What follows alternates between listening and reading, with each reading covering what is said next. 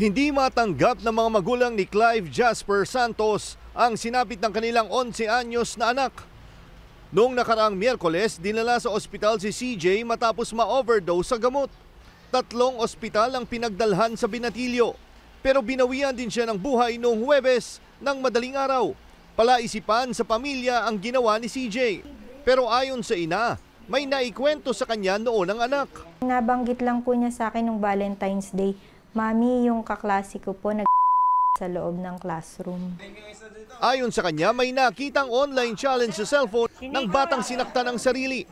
Lumalabas na isang character sa game ang mag-uutos ng 50 tasks na dapat gawin sa loob ng 50 araw. Magsisimula sa maliit na utos hanggang uutusan ka na saktan ang iyong sarili hanggang sa mas malala pa. Kapag hindi ginawa ang task, tatakutin umano ang user, napapatayin siya o ang kanyang mga magulang.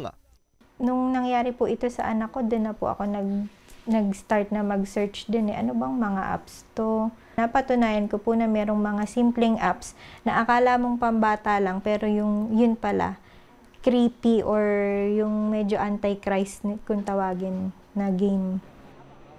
Ang nangyari kay CJ ay kinabahala ni Edeline Talents. Lalo't napansin niya ang pagbabago sa kilos ng kanyang 7 taong gulang na anak na babae nitong mga nakaraang araw.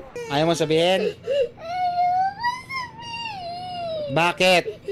Nang kausapin na kumpirma nila ang tungkol sa online challenge na napanood din ng anak. Pinakita niya yung picture.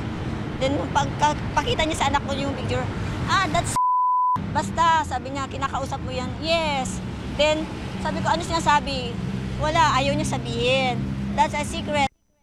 Sinasabing nagdulot na rin ng mga kaso ng suicide sa mga bansang Argentina, Brazil at Canada ang nasabing game. Ayon sa Department of Information and Communications Technology, isang uri ng cyberbullying ang nasabing challenge.